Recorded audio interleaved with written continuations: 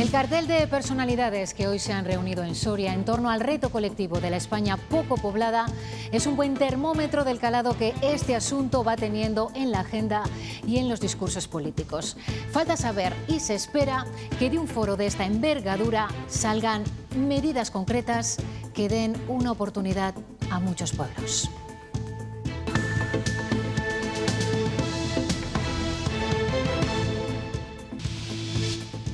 La despoblación no es un fenómeno irreversible. Sin que haya ni fronteras territoriales ni colores políticos. No hay como remar en grupo para alcanzar la velocidad de crucero. ¿Qué tenemos que hacer los políticos? No molestar y dar herramientas. Hola, ¿cómo están? Hoy Soria encarna, representa a los miles de pueblos que se apagan y piden a los políticos, a las administraciones, auxilio, una oportunidad. ¿Qué conclusiones deja Presura? Fernando Orte. Pues la principal conclusión, en palabras del presidente Pedro Sánchez, es que la despoblación no es un fenómeno irreversible, eso sí, tampoco tiene solución a corto plazo. Hoy aquí todos han apuntado a los fondos europeos que están por llegar como una de las vías que ayuden a revertir esta situación que sufren territorios, especialmente como la provincia de Soria. Después de que el Ministerio llamara ayer al orden a las comunidades que recomiendan la segunda dosis de AstraZeneca, hoy se han seguido vacunando trabajadores esenciales y sin apenas cambios de opinión. Teresa Gavilán. Se ha continuado vacunando a trabajadores esenciales menores de 60 en las provincias de Ávila y Segovia y a las 3 de la tarde comenzará aquí en Valladolid. Esta mañana la mayoría han decidido seguir con la misma marca, con AstraZeneca. Prefiero lo que sí está demostrado y además los virólogos y inmunólogos es lo que han recomendado. Porque es la que más seguridad me da, aunque crean que es lo contrario. Yo tengo trombos, he tenido trombos en mi vida y aquí estoy. Incendio en el campo de tiro del Teleno, en León. El fuego empezó hace 3 días y sigue activo. Así que el Gobierno ha pedido ayuda a la Junta. Mónica Murciego. Sí, ahora mismo este incendio no supone una amenaza para ninguna localidad cercana, pero sí hay preocupación por la virulencia que está tomando. Por eso hay un amplio operativo aéreo, tanto de las brigadas de la Junta de Castilla y León como de la Unidad Militar de Emergencias del Ministerio de Defensa, actuando vía aérea en este campo de tiro en el que es zona habitual de prácticas militares y fue el origen precisamente, ese artefacto explosivo, el origen de las llamas. Ahora mismo ya van más de 300 hectáreas calcinadas y la extinción está siendo realmente complicada porque no se puede acceder vía terrestre por la presencia de proyectiles. En este pueblo de Zamora, Fresno de Sayago, la iglesia es prácticamente dueña de todo. Es la localidad con más bienes inmatriculados de toda Castilla y León. 3 meses después de que el Congreso publicara esa lista, particulares y ayuntamientos constatan lo difícil que es recuperar esas propiedades.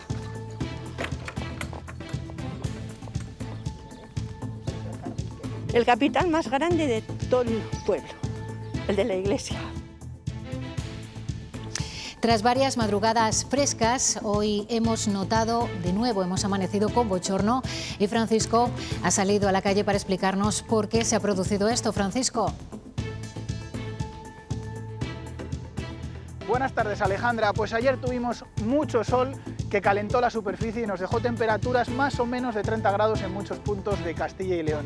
Lo que ha pasado es que han llegado todas estas nubes durante la noche que han actuado de tapadera, efecto manta, evitando que todo ese calor que salía del suelo se escapase hacia capas más altas. Por eso hemos amanecido con ese bochorno, temperaturas mucho más suaves que estos días, donde las madrugadas estaban siendo frescas y necesitábamos la chaqueta. El fin de semana va a ser primaveral, con temperaturas altas, y esto va a hacer que se formen esas nubes de evolución que van a dejar algunos chubascos, sobre todo en zonas de montaña.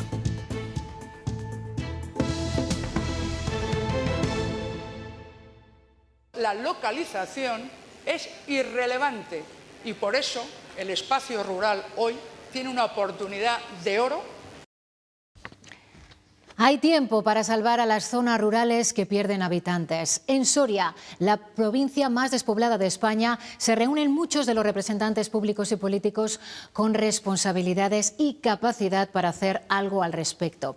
Hasta Presura se ha acercado el presidente del Gobierno, dos de sus ministras, el presidente de Castilla y León, los gobiernos de Navarra, La Rioja y Castilla-La Mancha, el líder de la oposición Pablo Casado, el expresidente Zapatero y diputados y parlamentarios nacionales, además de expertos rurales. Una larga lista, lleno en todos los rincones de esta cumbre demográfica.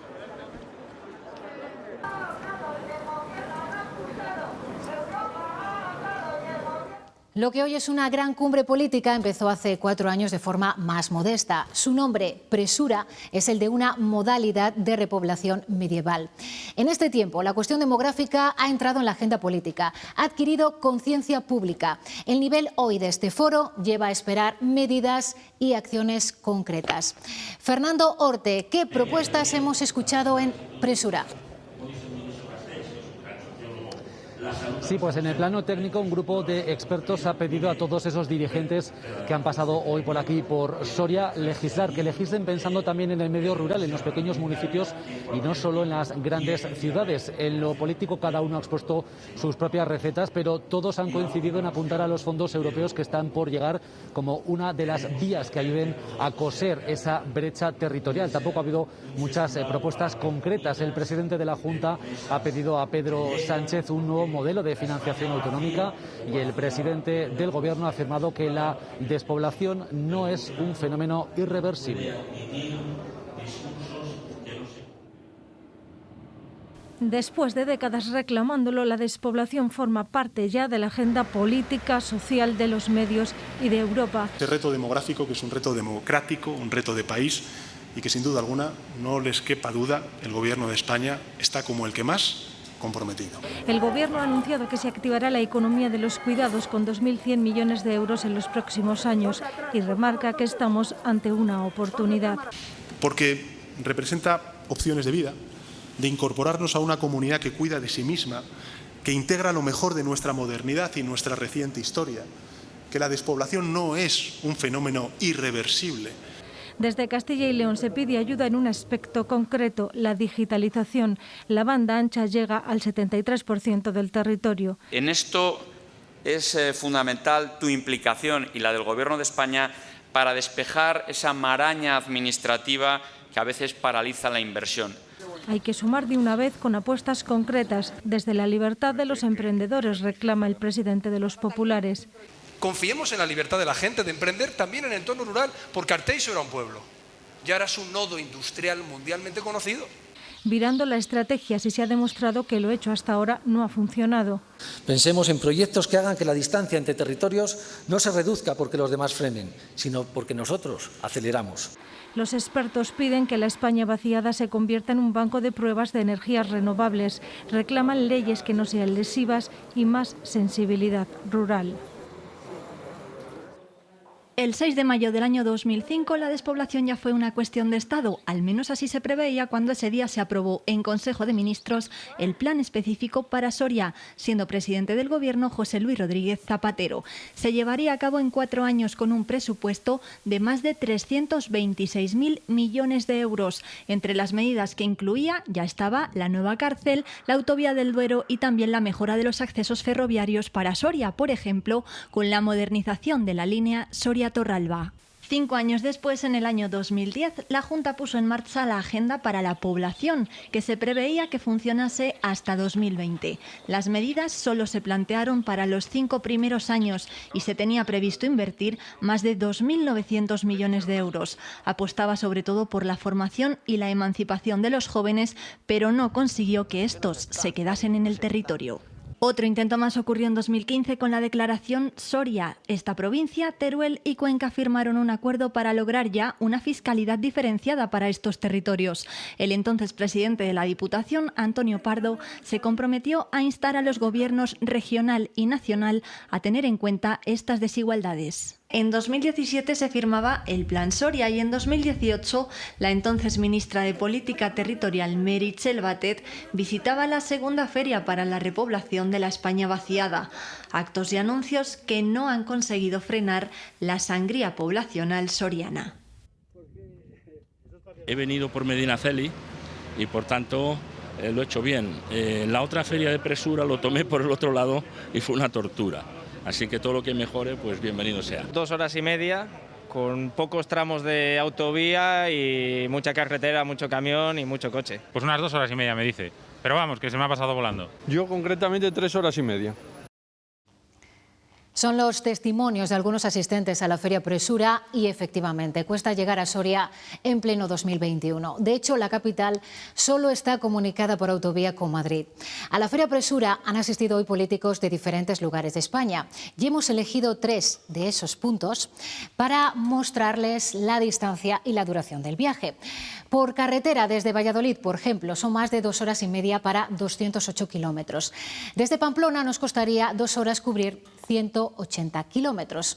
Pero, también lo vamos a ver, la incomunicación de la capital soriana es más evidente aún si analizamos las conexiones por tren y por autobús. Desde esos 3 puntos, los mismos, los asistentes tendrían que dormir la noche antes en Soria porque o no hay trenes directos, como es el caso de Valladolid o Pamplona, o la escasa frecuencia de los autobuses les impediría llegar a tiempo a esta jornada. Una media de 16 horas tardarían en llegar en transporte público.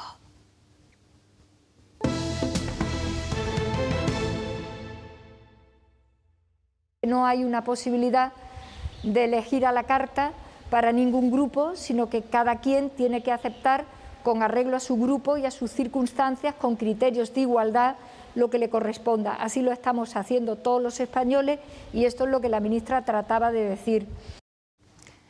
No se puede elegir y eso en el caso de los trabajadores esenciales menores de 60 años quiere decir que repetir AstraZeneca ha de ser la excepción y no la norma, aunque la vicepresidenta ha evitado insistir en el reproche explícito a las comunidades autónomas que como Castilla y León ofrecen este suero.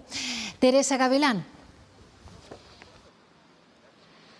Sí, hoy se ha seguido suministrando la segunda dosis a menores de 60 en Ávila y en Segovia, donde han podido elegir AstraZeneca o Pfizer. Aquí en Valladolid se va a comenzar a vacunar a estas personas a las 3 de la tarde. Vemos ya numerosas personas esperando su turno. Hay profesores, hay farmacéuticos y otros trabajadores esenciales que continúan con AstraZeneca pese a la recomendación del Ministerio. La anécdota la hemos encontrado esta mañana en Ávila, donde muchos vacunados no han firmado el famoso consentimiento informado porque no llevaban el documento de casa.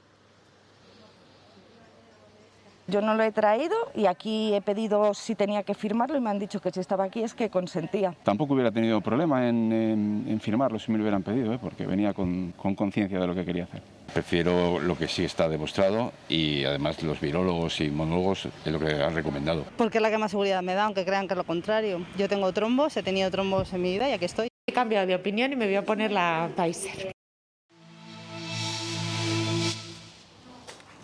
La Agencia Europea del Medicamento decidirá hoy si aprueba la vacuna de Pfizer para los adolescentes de entre 12 y 15 años. Sería la primera vacuna autorizada en la Unión Europea para esa franja de edad. Los ensayos clínicos avalan una efectividad del 100% y en Estados Unidos ya se está inyectando tras ser aprobada por sus autoridades sanitarias. Es el cuarto día de este mes de mayo que Castilla y León no registra ningún fallecido por coronavirus. Se han notificado 273 nuevos casos en la línea de las últimas jornadas. Valladolid registra 86 positivos y la incidencia sube por 7º día consecutivo. El presidente del Gobierno defiende que avanzamos a buen ritmo hacia la inmunidad de grupo y hacia recuperar la movilidad, con lo que eso implicará para la recuperación del turismo. En ese sentido, Pedro Sánchez ha anunciado que España va a participar en la prueba del pasaporte COVID de la Unión Europea este mes de junio. Que España va a estar también entre los países de la Unión Europea que van a realizar la prueba general que se inicia a partir del próximo 7 de junio, que va a ser decisiva para poner en marcha el certificado verde digital antes de que comience el verano. Yo creo que esta es una gran noticia. Esta es una gran noticia para nuestra industria turística, no solamente para los destinos tradicionales en España de sol y playa, sino también de la España interior, cuya oferta pues crece en número y en atractivo año tras año. Sociedades médicas califican de lotería el sistema de reparto de las plazas MIR este año y temen que muchas queden vacías. Hemos querido asomarnos a la pantalla del ordenador, donde los estudiantes de medicina se las ven y se las desean para escoger una plaza en la que hacer la residencia. El sistema no solo es complejo, sino que además, Paco Gómez, se bloquea.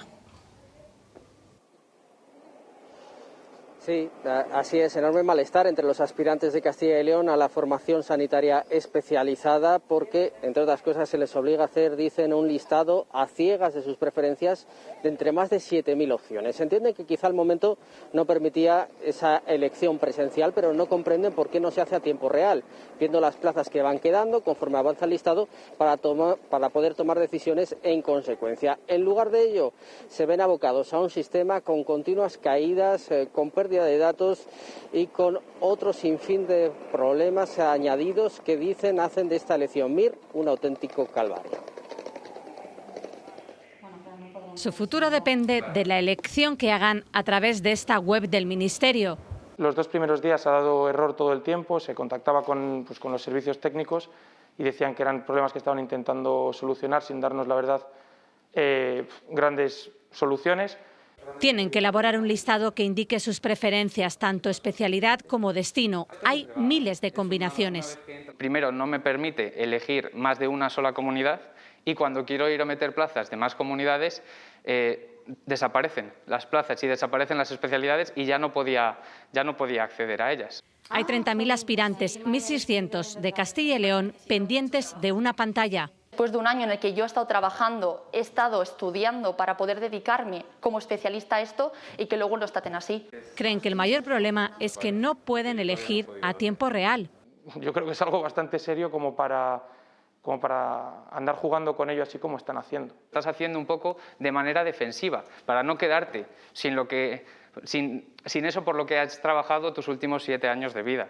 En 2 semanas sabrán qué destino les asigna el sistema y en qué centros sanitarios se formarán los próximos años. De momento hacen simulaciones en esta web no oficial que han creado futuros residentes. Efectivos de la comunidad se unen a los del Ministerio para sofocar el incendio del campo de tiro del Teleno en León. Está activo desde hace 3 días. Mónica Murciego. Sí, la columna de humo ya es visible a bastantes kilómetros. El fuego se originó, como decíais, hace 3 días por un artefacto explosivo que se utiliza en esas prácticas militares en este campo de tiro en el Monte del Teleno, en León, que lleva en uso desde el año 81 y ahora mismo hay un amplio operativo aéreo, tanto de las brigadas de la Junta de Castilla y León como de la Unidad Militar de Emergencias del Ministerio de Defensa, intentando sofocar esas llamas y lo hacen vía aérea porque vía terrestre es imposible, precisamente por el riesgo que supone la presencia de esos artefactos en el terreno. No es una situación nueva, el verano pasado ya se produjo un incendio parecido, ahora mismo no amenaza ninguna localidad cercana, pero en la memoria de los habitantes, por ejemplo, de Luyego, sí están otros fuegos en estas últimas décadas importantes. Por eso el Ayuntamiento de Luyego en las últimas horas ha enviado una carta al Ministerio de Defensa para pedirle que revise los protocolos que autorizan estas maniobras militares, sobre todo en lugares y en jornadas cuando hay altas temperaturas. Como decimos, ahora mismo ya hay más de 300 hectáreas calcinadas. Una de las opciones sería que comenzara a llover para conseguir extinguirlo.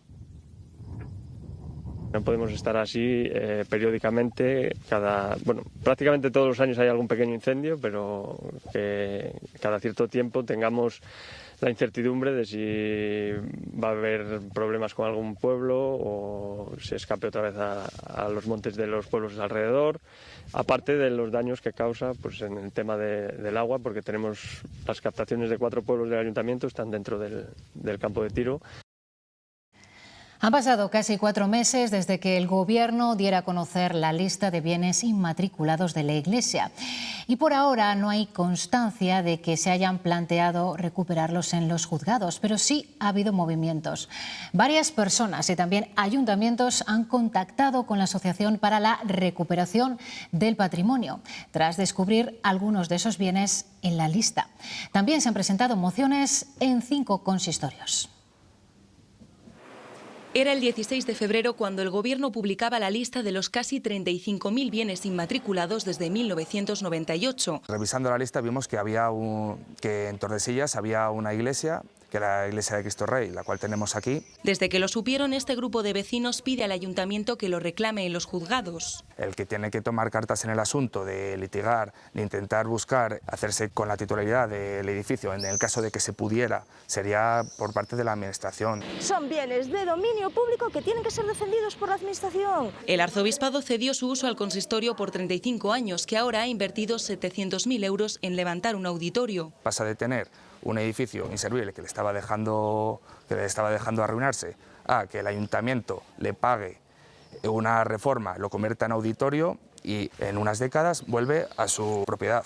Un negocio redondo. 8 años llevaba este camposanto de San Pelayo siendo de la Iglesia sin saberlo el ayuntamiento. Se enteraron el día que se publicó la lista. Desde entonces intentan recabar documentación, pero está siendo difícil. No existe ningún título en favor del ayuntamiento. Bueno, ninguno no, que sí que existen, pero vamos, que toda esa documentación fue aniquilada. La mayoría de los bienes matriculados por la Iglesia en estos 17 años están en los pueblos.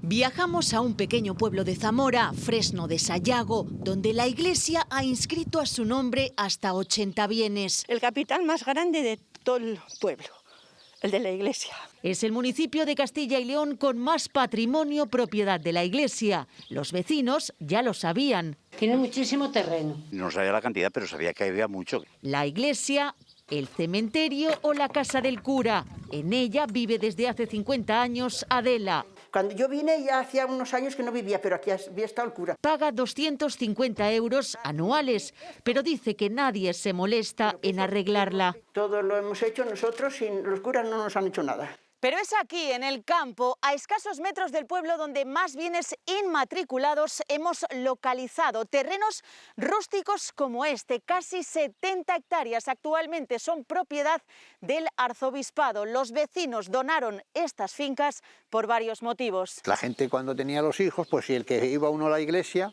o estudiaba para la iglesia, bueno, pues la parte de su capital, claro, él no lo podía heredar, lo heredaba la misma iglesia. Y luego dejaban para que le dijeran misas. Desde entonces, nunca nadie ha intentado recuperar ninguno de estos bienes. El secretario de Estado de la Unión Europea, Juan González Val, ha visitado esta mañana las Cortes. Allí le ha recibido el presidente de la institución, que le ha informado de los proyectos del Grupo sobre Desarrollo Sostenible de la CALRE. Posteriormente ha mantenido una reunión con los grupos parlamentarios con representación en las Cortes. Sigue sin haber un criterio único en el PSOE ante los hipotéticos indultos a los condenados por el proceso independentista de Cataluña. La secretaria de Organización de los Socialistas de Castilla y León, Ana Sánchez, muestra su confianza total con la decisión que adopte el Gobierno, mientras el expresidente del Senado, Juan José Laborda, cree que al final no habrá indultos. Confianza plena en el Consejo de Ministros, en las instituciones legales y democráticas de nuestro país y en las decisiones que se vayan tomando. Yo creo que todavía el Gobierno no defiende la idea del indulto. Yo creo que hay tales inconvenientes jurídicos, políticos. El proceso, tal y como se ha venido anunciando desde distintas fuentes estos últimos días, no va a llegar a puerto. Esto que tenemos aquí no es solo un cerro, sino que entraña todo un episodio histórico trascendental para toda la provincia de Segovia. Asegura que los restos encontrados aquí podrían atestiguar el paso de las tropas de Julio César. Según sus investigaciones, se trataría de uno de los asentamientos prerromanos más importantes del sistema central. No lo cree así la Dirección de Patrimonio Cultural, que ha rechazado su declaración como bien de interés cultural. Decisión por la que el Ayuntamiento considera precipitado financiar los trabajos arqueológicos. Hoy se lo estamos contando, el mundo rural, nuestro mundo rural pelea por nuevas oportunidades, por no seguir menguando. Es en la Feria Presura, en Soria, y desde allí nos llega la historia de un soriano que decidió cambiar la ciudad por el pueblo. De mecánico de maquinaria agrícola a fabricante de cera. En el medio rural ha apostado por una industria vinculada a la apicultura.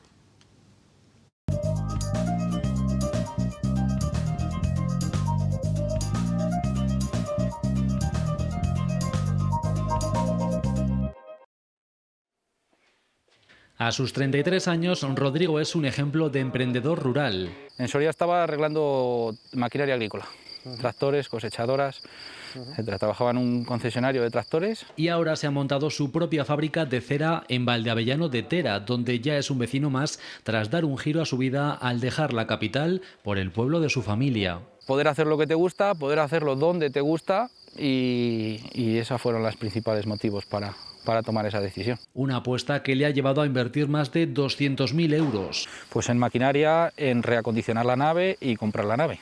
Y luego también en colmenas y material. Reconoce que sin ayudas de la Junta y la Diputación habría sido imposible. Sería inviable. Si eso no te hubiera subvencionado, el amortizar esa inversión, no te puedes aventurar. Sin esos programas y sin el ayudo y el apoyo de la familia, que es muy importante también. Esta industria vinculada a la apicultura es solo el primer paso para una nueva etapa de la vida profesional y personal de Rodrigo, lejos de la ciudad.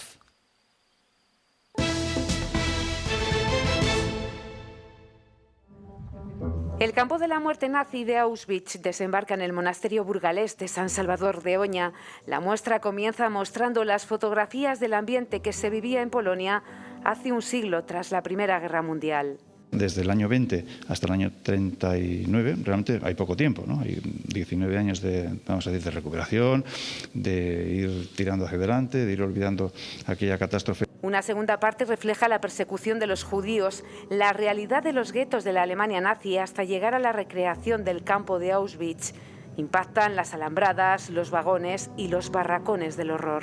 Entonces, cuando uno se mete en el vagón y pasa 3 minutos, está incómodo. Entonces, imaginaros 8 días. Imaginaros vivir en unos barracones de estas características, ¿no? Una forma de intentar llevar a las personas a empatizar con ese horror, ¿no? Y darse cuenta de lo que puede llegar a ser, ¿no? Una exposición que principalmente se convertirá en una herramienta educativa para que los escolares desarrollen un pensamiento crítico frente a los extremismos. Para que los jóvenes se den cuenta de la importancia, más que de los hechos históricos, de las ideas que provocan esos hechos históricos que se suceden en la historia de la humanidad. Se podrá visitar en Oña hasta finales de año.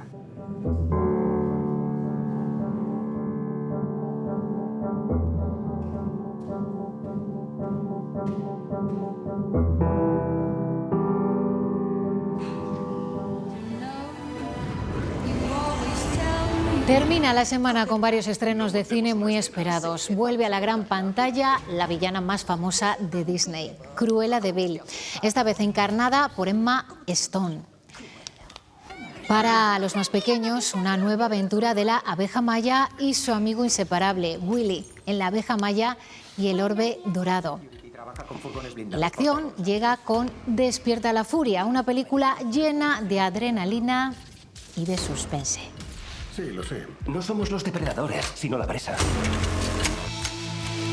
Está más llena que nunca. Lo que hace falta es mucha infraestructura. Es así, es que no hay nadie, nos están vaciando. Es que no sé qué nombre le pueden poner más, porque se está vaciando de verdad. Lo magnifica un poco, pero bueno, al final está vaciada, ¿no? Se está vaciando, de hecho. Se podría llamar, pues ausentes. A mí no me gusta que lo digan así. Claro, es que habrá que rellenarlo, ¿qué más da? Era el mundo rural, era la España rural, pero desde hace unos años se la empezó a llamar la España vacía y en un giro más, la España vaciada. Esa etiqueta ha calado. Los políticos la han comprado y los periodistas también. Sin embargo, muchos académicos la ven inexacta e injusta. España vaciada, una expresión muy utilizada, pero académicamente no muy bien vista. En el ámbito académico no nos convence demasiado porque como que nos hace pensar realmente en una España que está vacía y no es una España vacía. Hablar de vaciado inclina a pensar en negativo, pero el medio rural va hacia el lado contrario. Está llegando más gente al medio rural de la que se está yendo en este momento. Los estudiosos de este ámbito prefieren utilizar otras palabras en lugar de vaciado: esperanza, riqueza, oportunidades. Pues el mundo rural es una oportunidad y un recurso en conjunto estratégico. Vaciado como término se populariza a partir del ensayo de Sergio del Molino sobre la España vacía. Ahora pide una relectura. Creo que necesitamos una lectura más renovada, una lectura más próxima, una lectura más afectiva. Ahora es el momento de escuchar la voz del campo. Haríamos muy bien en no dar la espalda a esa parte de este país. Y de darle la vuelta a la palabra vaciado. Porque el mundo rural es en sí mismo una esperanza y un futuro. Amar la tierra de los abuelos es posible. Hoy muchos pueblos han mirado a Soria y a las posibles soluciones que allí se han planteado para mantener con vida muchas zonas rurales. Y desde las calles de nuestros municipios valientes, muchas de ellas totalmente vacías, nos vamos a despedir. Nosotros seguimos apostando por el mundo rural, por el campo, y por eso les invitamos esta noche a ver a las 9:30 el programa Surcos y a las 10 Agro en Acción. Ahora llegan los deportes. Que tengan un buen fin de semana.